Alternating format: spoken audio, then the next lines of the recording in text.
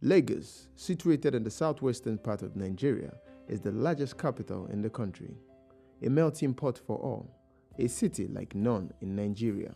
So has its history not been like any other in the country.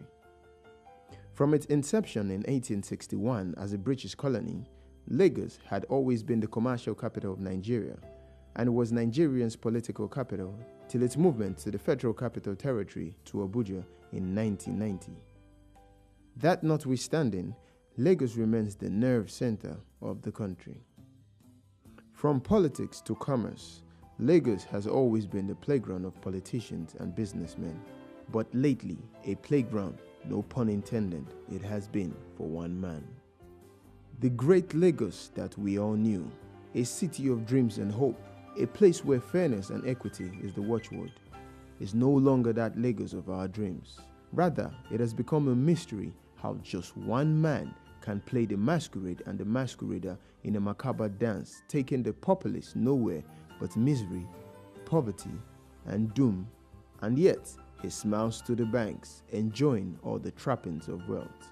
Who is this one man that is also powerful to hold down the collective dreams of all? At various times in his questionable and weird past, he could have been known by numerous names and sobriquets, like Yekini Amoda Ogunlere, Hamid Shangodele, Adekunle Tinubu, or Bobo Chicago.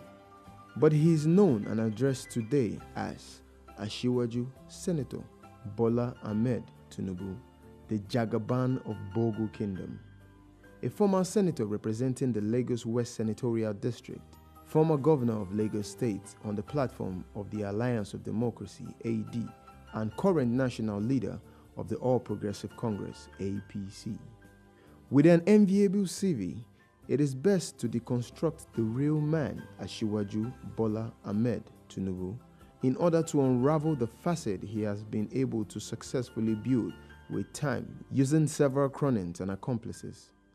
The story of Bola Tinubu can best suit that of an Arabian Nights tale, a modern-day Ali Baba and the 40 Thieves.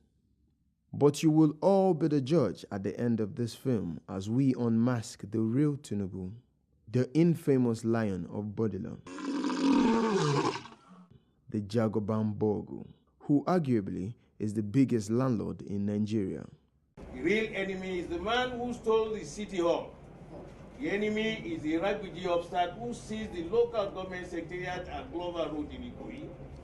Our collective enemy is the greedy man who bought the old nurse's house at Falomo, the Falomo shopping complex, the Lagos State Polytechnic property at Ojota, the stretches of acres at Lekki, the old Strabag yard in Alausa, the innumerable beachfront properties long owned by the people of Lagos State, the billion-naira Queens Drive mansion, the illegal Lekki toll gate, the First Nation airline, the strings of media conglomerates, the vault and garden cemetery, even the cemetery. Based on mountains of sustained petitions and indictment for alleged corrupt enrichment while in and out of office, Tinubu is maybe the most indicted governor in the history of Lagos State since its creation in 1967. Like every other story, we will start from the beginning.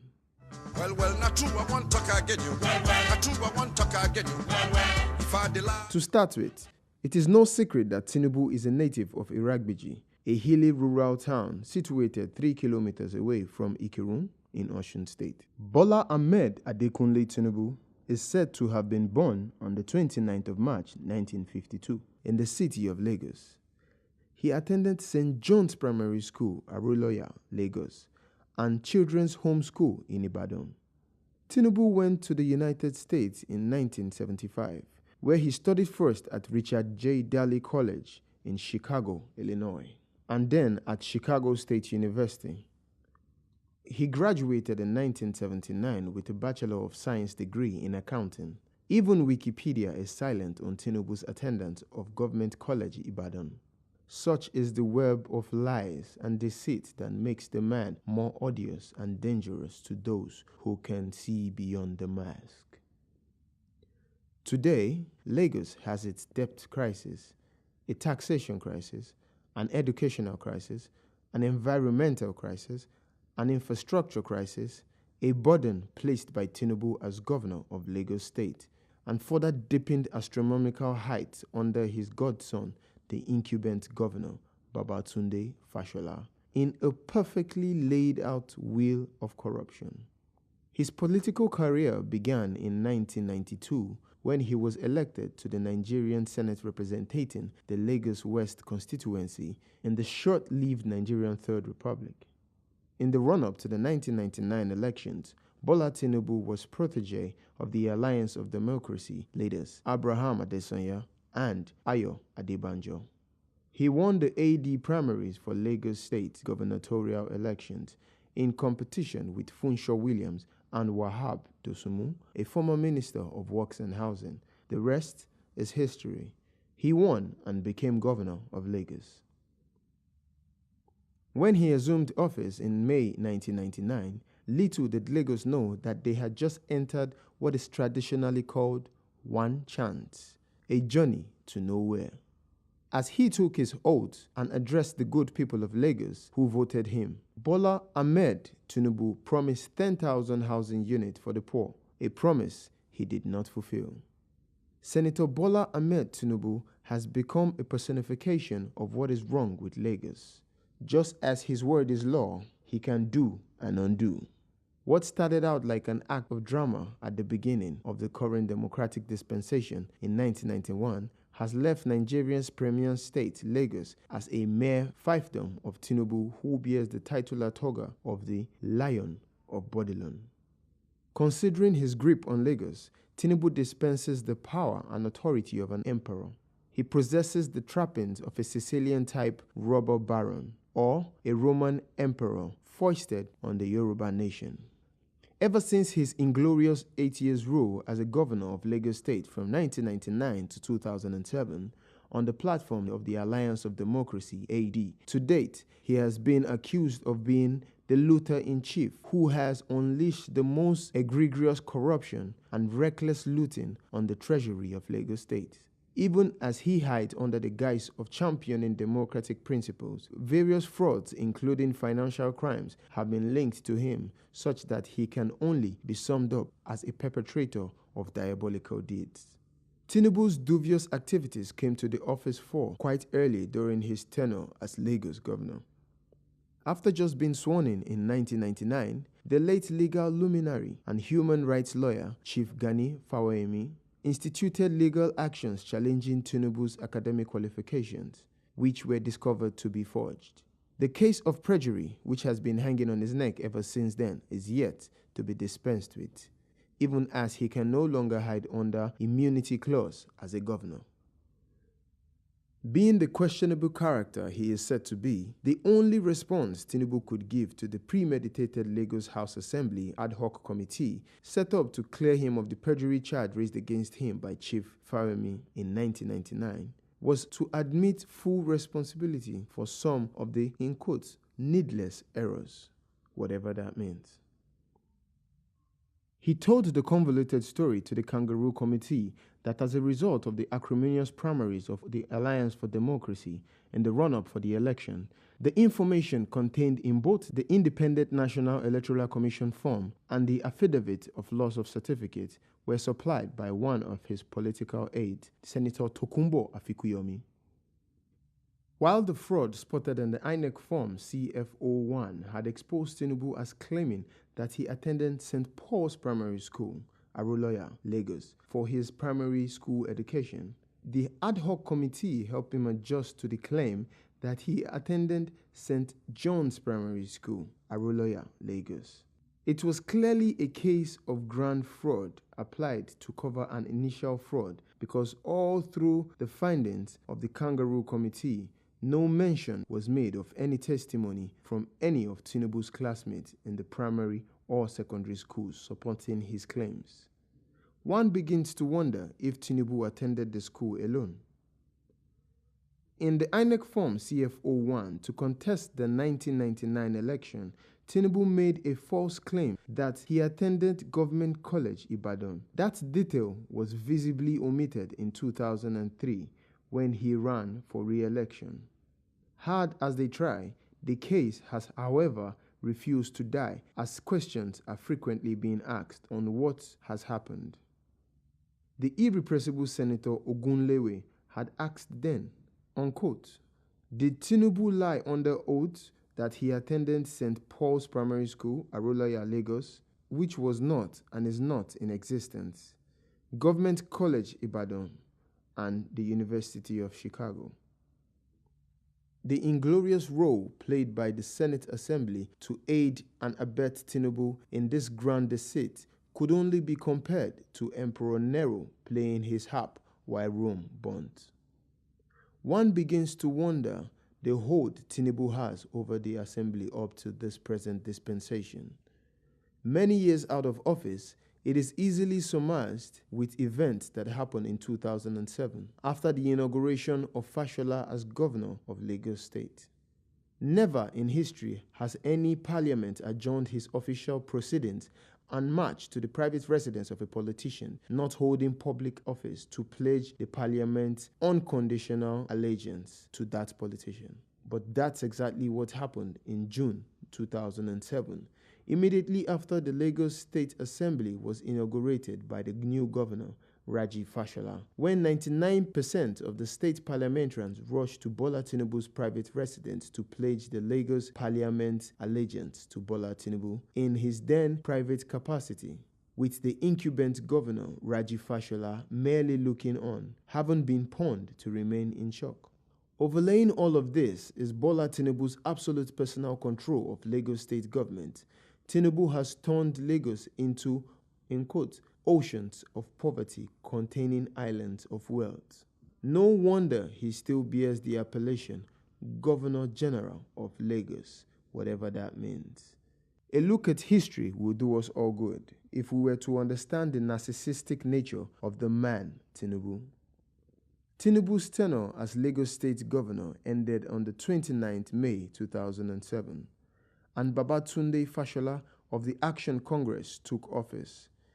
Fashola had been chief of staff to Bola Tinubu and political godson of Asiwaju Tinubu.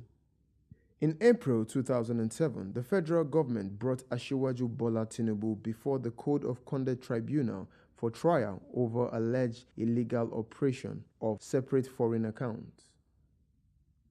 In 2009, the British Metropolitan Police were investigating a transaction in which the Tinubu-led Lagos state government made an investment in Econet, now Airtel.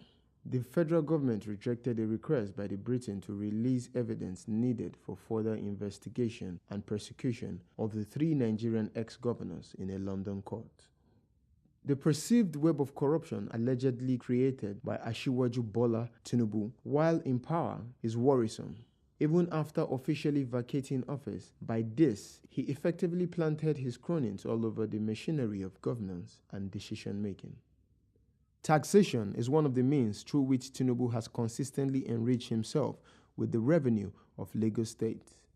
This has become not just a conduit of siphoning state fund, but a tapestry of a grand master plan of corruption by one man. By the end of the tenure of Bola Tinubu, the internal generated revenue was over 10 billion naira, and now, under the governorship of Babatunde Fashola, the internal generated revenue in Lagos State is over 200 billion per annum. Revenue collection in Lagos State was contracted to a private consultant called Alpha Beta under Tinubu, and they still continue to collect revenue under the Fashola administration. But why was Alpha Beta selected as the preferred consultant? Did the government invite consultancy bids for the contract? How many consultancy companies submitted bids for the contract? Considering that Alpha Beta has no known track record of revenue collection, what were the criteria used in selecting Alpha Beta? Tinubu's alleged ownership of Alpha Beta Consulting might explain his strong defense of the tax company, to the extent of reeling out Alpha Beta's resume even when not directly prompted. Interested in your relationship with Alpha Beta? It's just like my relationship with Julius Berger. Like any other company doing business for Lagos. And it is extremely important and efficient, and we are building internal control from the ground up. They have exploited their knowledge in biometric, establishing a control system and re-engineer the finances of Lagos. From 2000 to 2009, Alpha Beta allegedly took 15% of all tax revenue generated by the state of Lagos. In the past 5 years, it has taken 10%, which means that Alpha Beta has pocketed approximately 13% of our money during the governorship of Tinubu and Fashola. This is ridiculously scandalous in itself. Approximately 1.464 trillion naira has been raised in tax in the past 15 years, monies which should clearly be invested back into the state, but it is not. Alpha Beta is allegedly owned by Bola Ahmed Tinubu, and the company is the recurring decimal of corruption in Lagos. In the last 2 years, 36 billion naira has been paid out to Tinubu via Alpha Beta Consulting alone. 36 billion naira is a colossal amount of money to pay an individual firm over a 2-year period. A look at taxation in Lagos, which is charged at multiple points, will suffice and help us to appreciate the maze of corruption that is perpetrated in Lagos by Tinubu and his cronies. In addition to federal taxes, the state government collects shops and kiosk rates, an approved open market levy, tenement rates, licensing fee for sale of liquor, slaughter slab license fee in abattoirs under local government control, marriage, birth, and death registration fees, street naming registration fee, motor park levy, including motorcycles and tricycles, parking fee on local government streets, roads, as many approved by the state government, domestic animal license fee, excluding poultry farmers, license fees for bicycles, trucks, canoes, wheelbarrows, carts, other than a mechanical propelled truck, radio and television license fee, excluding radio and television in motor vehicles, transmitters, and other communication equipment, public convenience, sewage and refuse disposal fees, cemetery and burial ground permit fee for private entertainment and merit in public places, excluding roads and streets, wharf landing fees, corporate business permit, commercial business permit, commercial premises rate, corporate parking with company premises, vehicle radio permits and clearance, satellite mast permit, vehicle environmental protection, outdoor environmental sanitation agency fees, mobile advert permit, computer use permit, interstate revenue, penalty for seatbelt default, computer license fee, etc., etc. It is better imagine how much sleaze that goes on behind the scene. Sensing a cover-up, a Lagos State resident, Dr. Ademola Dominic, petitioned the Lagos State government directly on the 24th of October 2012, asking for a disclosure of public accounts as pertain to the tax consultancy fee the Lagos State government pays out monthly to a private company named Alpha Beta Consulting Limited, owned by Tinubu. Dr. Dominic, as a petitioner, invoked the Freedom of Information Act and demanded, unquote, to know how the taxes, revenue, and finances of the state occur, are managed and disbursed in Lagos State, and to access and request to be made available to me by you all informations certified through copies of files, records, contract agreements, documents in respect of the said contract agreement entered into between the government of Lagos State and the company Alpha Beta Consulting Limited, pursuant to Section 233M 05, 6, 7, 9, and 10 of the provisions of the Freedom of Information Act in 2011, FOI.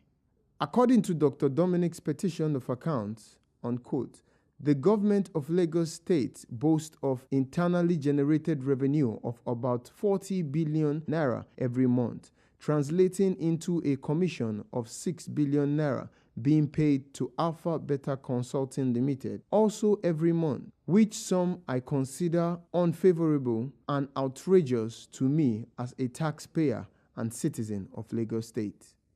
In the public eyes, the offending company Alpha Beta Consulting is putatively owned by Bola Ahmed Tinubu, who single-handedly picked Babatunde Fashola in 2007 as the Action Congress governorship candidate in Lagos by riding roughshod over the party's constitution requirement for a senatable primary election. And in the Lagos State government response of November 5, 2012, to the petitioner merely reinforces the state stance to treat Lagos State finances as personal funds. It is also on record that the Alpha Beta company was blacklisted by the Abuja Environmental Protection Board for failing to render account of the fees it collects on behalf of the Federal Capital Territory, FCT, in respect of solid and liquid waste bills from residents in the territory. The Tinubu's firm was contracted in 2009 by the FCT administration under the then Minister Alhaji Amadu Alero to be responsible for waste management fees. The rest is history.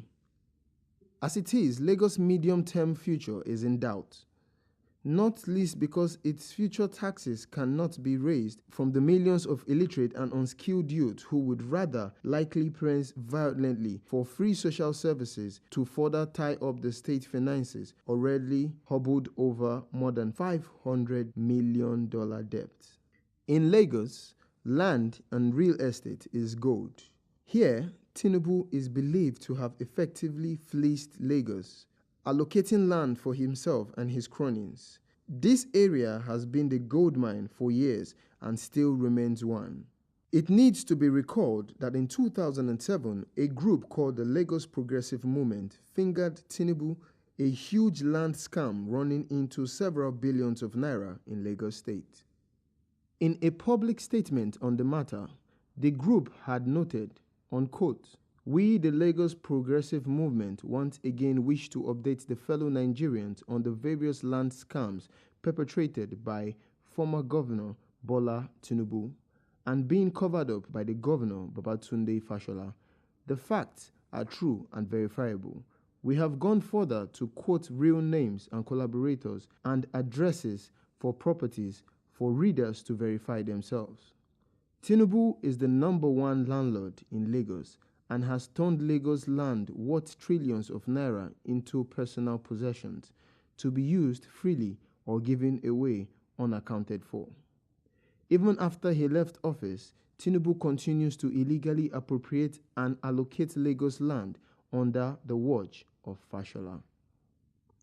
Curiously, Tinubu still occasionally signs certificates of occupancy, even as ex-governor, and backdating them to the period he was in office.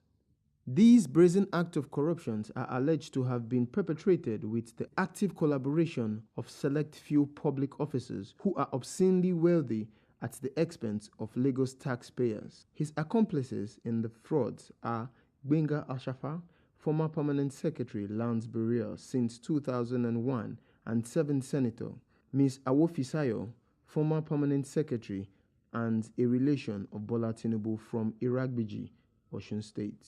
Hakeem Muri-Okunla, former personal assistant to Tinubu and now permanent secretary, Ministry of Lands. Ms. Nike Animashaun and Tunji Olowolafe, who was arrested by the Economic and Financial Crimes Commission, EFCC, and detained for 3 days and later released following the allegations of financial impropriety. Here is a catalogue of some few brazen acts of alleged corruption committed leveled by numerous quarters against Tinubu and supposedly aided by Fashola. It is believed that Tinubu's greed and primitive acquisition tendency knows no bounds.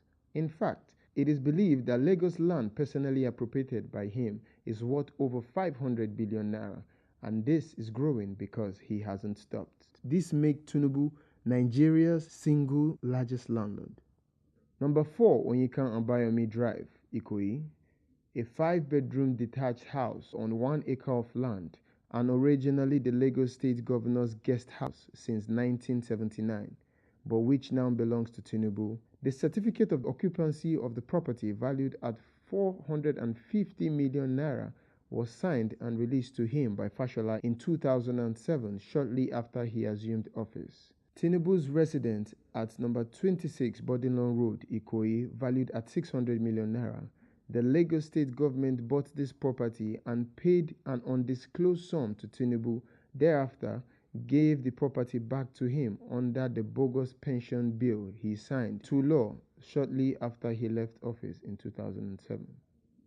The annex of the Lagos State Guest House in Asokoro, Abuja, was bought by the Lagos State government in 2006 for 450 million naira. But shortly after Tinubu left office, the property was transferred to him under the pension plan he signed into law before leaving office.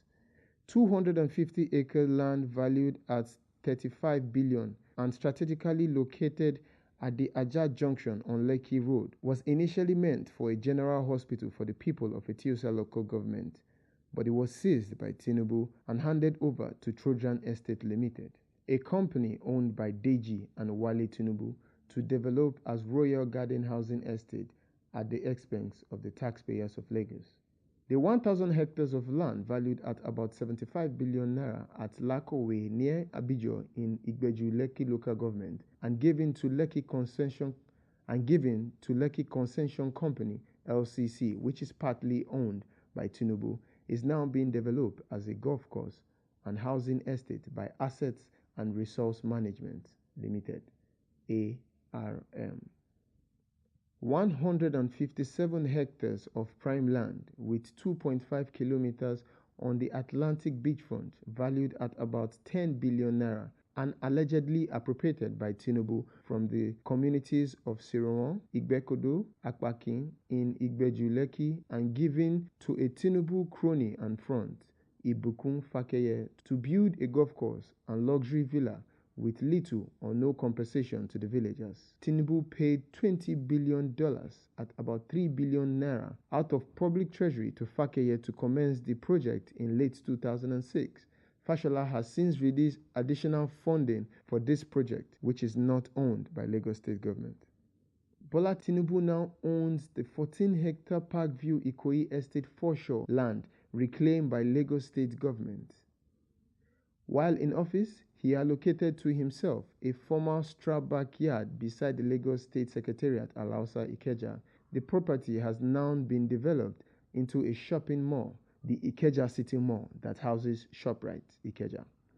The choice property at Lekki Ekpe Road, on which he built the multi-million naira Oriental Hotel and the multi-story car park beside it. In addition, is the recreation center by Mobile in Oniro Estate on Lekki Ekpe Road, jointly owned with ARM and Tunji Olowolafe, and valued at over 25 billion naira, were obtained without paying a kobo to the Lagos State government. Tinubu, under Fashola's watch, sold the following prime Lagos properties to their personal friend and front, Prince Dikbo Eludoyin, at very ridiculous prices. These include the 3.8 hectares of land of Lagos State Fisheries Office in VI, beside the Institute of Oceanography, valued at about 3 billion naira. The Fishery Landing Jetty at Badore, valued at 500 million naira. The entire Ojodu foreshore scheme, initially earmarked for low-cost housing scheme, valued at 5 billion naira. The Ilobirin Housing Estate, which used to house Lagos State civil servants and judges up to 2007, valued at 2.5 billion naira. The former Julius Berger Yard at Okinrinsa Ekpe, valued at 450 million naira. Tinubu raised a loan of 4.7 billion naira on Eko Akete project, for which nothing was achieved, before he turned around to sell the property to his friends Chagori and his own company, High Tech Construction Limited, at the expense of the taxpayers of Lagos. Tinubu applied to personally purchase the Federal Secretariat building while in office. When he could not buy it, he directed Fashola to stop the eventual owner of the complex to develop it. The complex is presently wasting away, courtesy of the Lagos State government. It took several months of horse trading and underhand payment before Fashola could allow the new owners of the 1,004 flats to redevelop the complex.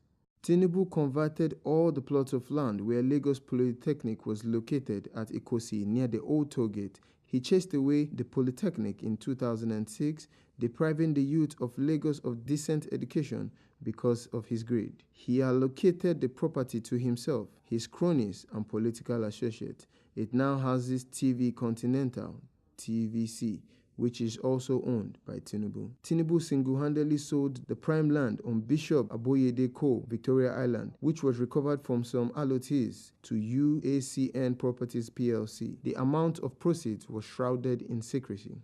Prince Dikbo Eludoyin, fronting for Tinubu, built the estate directly opposite Goshen Beach Estate in Lekki area in Lagos. Tinubu's wife, Remi Tinubu, built the massive New Era Foundation Youth Camp at the junction of Eloko off the Lekki-Ekpe Express Road with Lagos State funds and has now converted it to personal use. Tinubu owns the Farah Park Estate and the Beechwood Estate, both in Lekki. The critical care unit at the Lagos State University Teaching Hospital, LASUT, in Ikeja was built and equipped with state funds and is now owned personally by Tinubu. He has put one Dr. Sikuru Tinubu, a supposed cousin of his, to run the outfit.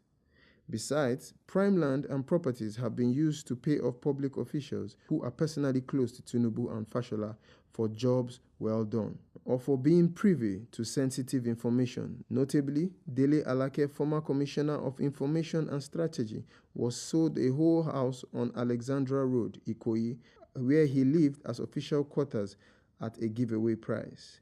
Rauf Aregbesola, the Osun State Governor, who was former commissioner in Lagos, as well as Muiz Banire, also former commissioner, got detached houses at Ladoke Akintola Street, GRA, for their good job while serving under Tinubu.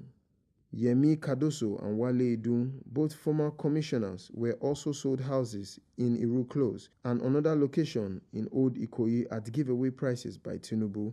The list is endless. It won't be out of place to rename the Lekki Peninsula the Bola Tinubu Peninsula. Indeed, the prime land allegedly acquired from the Lekki axis is enough to build the Lekki Express Road without burdening residents and other taxpayers with the 30-year concession toll road. One wonders why the EFCC appears compromised on matters concerning Tinubu. If not, how come has he not been charged to court despite several petitions against him and in spite of Nuhu Ribadu's boastful claims that he had enough evidence to nail him? One of the governors, we think he took close to about 75% of the resources of the state. One governor took 75% of the money from the state government? And this is a state that is probably made over $1 billion in terms of revenue. Or was it the reason he gave his ACN presidential ticket to Ribadu in 2011? It is apparent that there is a deliberate attempt at cover-up of all these alleged nefarious activities by just this one man, Tinubu. One can remember with nostalgia Tinubu's case at the Code of Conduct, but like a cat with 9 lives, he still evades justice. The case against him was simple and grievous for any government official, not to talk of a governor. Unquote, that you, Bola Ahmed Tinubu, former governor of Lagos, being a public officer as listed in Part 2 of the 5th Schedule of the 1999 Constitution of the Federal Republic of Nigeria, and having subscribed to the oath of office as enshrined in the 7th Schedule in the 99 Constitution on assumption in office, as such, engage yourself in the operation and maintenance of several foreign bank accounts, namely First Heritage Bank USA, Citibank NA New York, Citibank International New York, HSBC 177 Great Portland Street, London, amongst others. However, in what many have come to accept as a political deal for delivering the Southwest to the ruling PDP, the federal government let Tinubu off the hook and the matter was thrown out of the tribunal on technical grounds. But for how long can Tinubu evade justice? It will be interesting to follow up on what has happened to the EFCC intervention in the case of allegation of fraud leveled against Governor Fashola by a body named as the True Face of Lagos, which led to the arrest, detention, and eventual release of one Dr. Tunji Olowolafe, a prominent contractor and friend of both Tinubu and Fashola. He was arrested in Lagos by the operatives of EFCC following its investigation into allegations of financial crimes. Olowolafe, a medical doctor and owner of Dokes Projects Limited, whose company was used as a front by the Lagos State Governor to execute inflated contracts, was arrested on Friday, April 23, 2010, after investigators discovered that 27 contracts were awarded to the company from the State Ministry of Health and 3 from the Ministry of Education. Dr. Tunji Olowolafe was allegedly paid 10 billion naira from Lagos State coffers as a front for Tinubu. In the last 10 years, tax revenue has come to constitute about 75% of government revenue base, yet the government never bothers to render account to taxpayers in Lagos. In the last 3 years alone, a colossal sum of 1.1 trillion was budgeted by Lagos State government, with the government itself affirming that it has consistently recorded a minimum of 75% of budget performance, out of which 80% came from the internally generated revenue, IGR. This is 30% more than the entire budget recorded by successive governments between 1992 and 2007, a period spanning of 15 years. The total tax revenue of last year, as at the time of making revelations, showed that tax on a monthly basis hovered between 14 billion and 17 billion, while federal allocation stood at 6 billion monthly. This is more than the revenue of 7 states in Nigeria put together on a monthly basis. Lagosians, it is time to break from the stranglehold of this one man. Tinubu's godfatherism is more akin to that of the unscrupulous mafia dons in Sicily. It is more of gangsterism. Tinubu's gangster godfatherism means candidates for public office of his political parties are not elected by popular vote, but selected from Tinubu's bedroom in Bodilon Road and then imposed on the party. They are then held under a tight leash by the Jagaban and are required to do his bidding or pain of being summarily replaced or impeached. Bisi Akonde, former chairman of Tinubu's legacy ACN party, declared unapologetically that democracy had no place in the internal arrangement of the then ACN. Unquote, anyone that is not comfortable with that should go and contest in another political party. Unquote. Nothing has really changed in this stance beyond the fact that ACN has since metamorphosed into the APC. The first test was the so-called election of the chairman of the party. Instead of electing a new APC chairman, Odige Oyegun was allegedly rigged into office by Tinubu. Tom Ikimi blew the whistle on Tinubu, insisting that he never dropped out of the race for Oyegun, but was forced out because at that time, Tinubu had designs of Muslim APC presidential ticket, with him as a vice president candidate. Ali Modu Sherif was even reported to have been so incensed by Tinubu at the APC National Executive Committee meeting that he threatened to beat Tinubu up. Both of these men have since left the APC. The charade in the selection of a governorship candidate of Lagos was no different. A tiger never really changes its stripes. It was a rehash of the primaries that brought in Fashola in 2007. Tinubu simply masterminded the primaries. Once the results started to be declared, the other contestants realized that they had been conned. They all stormed out of the venue in protest, leaving only Ambode and Ganiu Solomon. Tinubu pleaded with the aspirants to accept the contrived outcome, saying, unquote, "You are 12 aspirants, and like the 12 tribes of Israel, you have some differences, but you must remain one and united." Unquote. It is ironic to point out that the 12 tribes of Israel were not united. Instead, they split, with 2 tribes becoming the kingdom of Judah and the remaining 10 the kingdom of Israel. A house divided against itself cannot stand.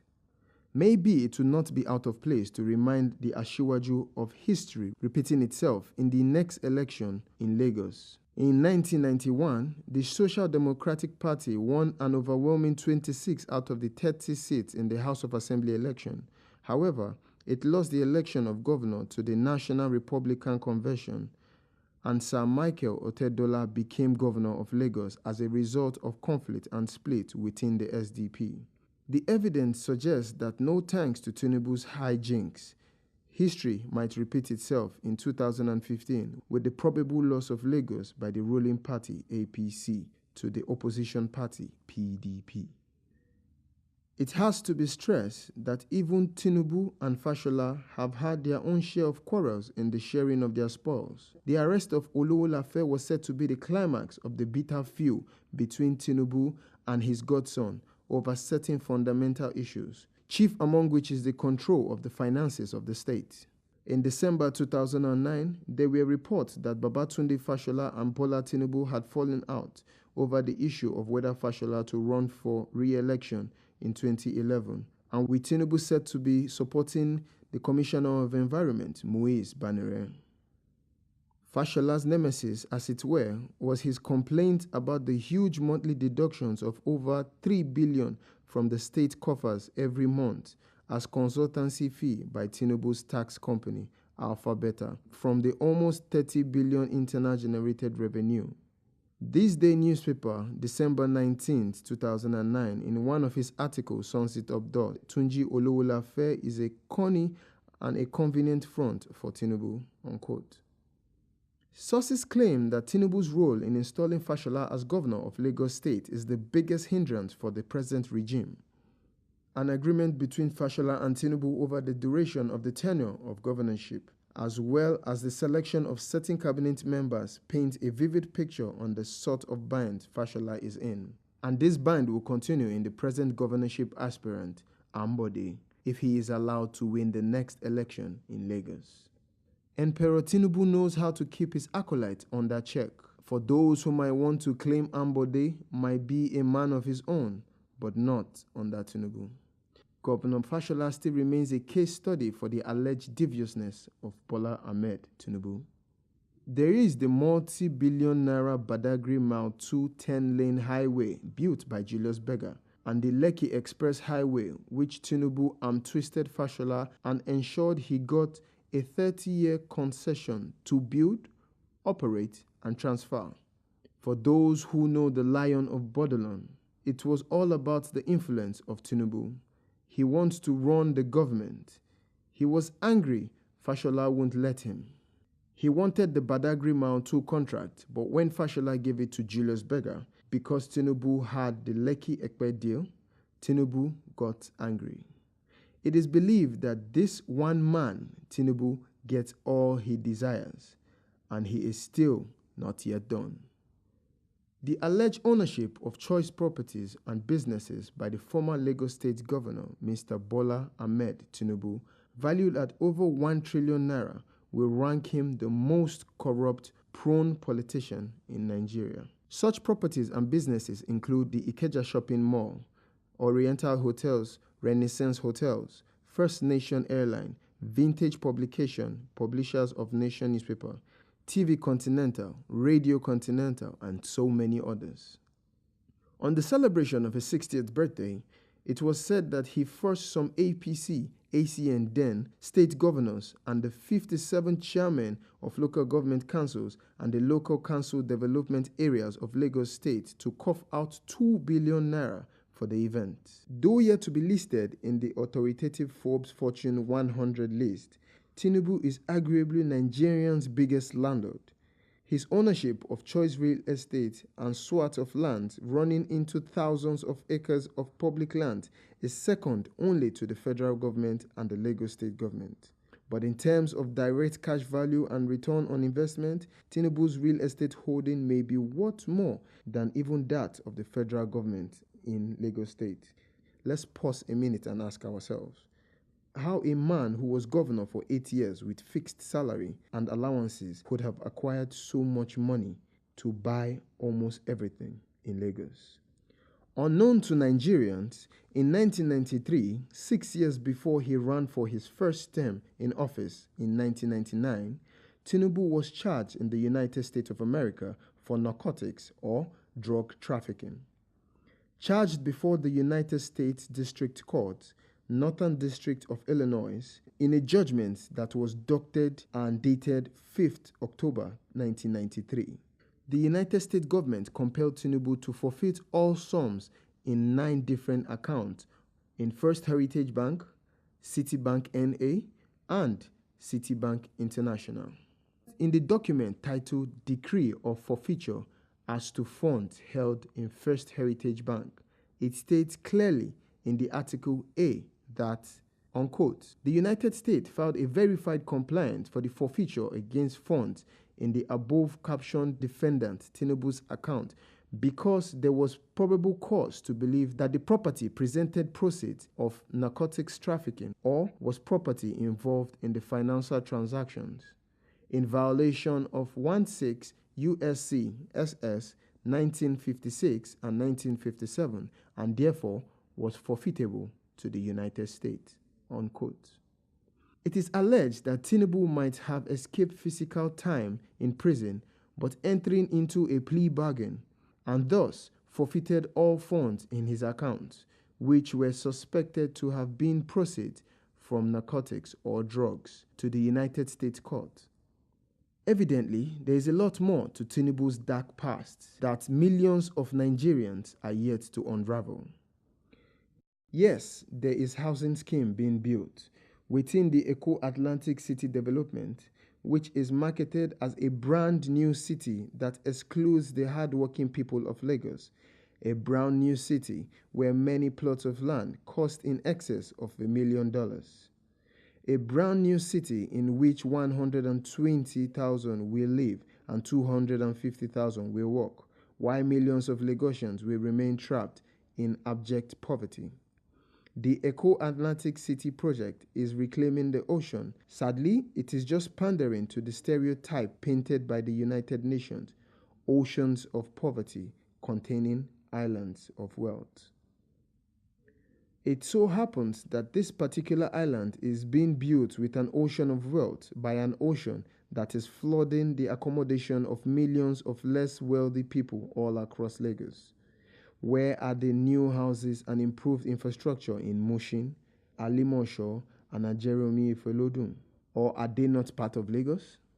From the foregoing, there is no doubt that the regime of corruption in Lagos, initiated and perpetrated by Emperor Tinubu and continued by his godson Fashola and to be continued by Ambode if he wins, has put the southwestern state in a serious deficit.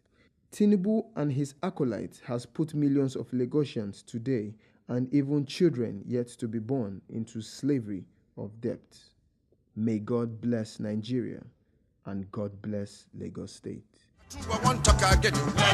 If I lie you, you go see punish me. If I punish me.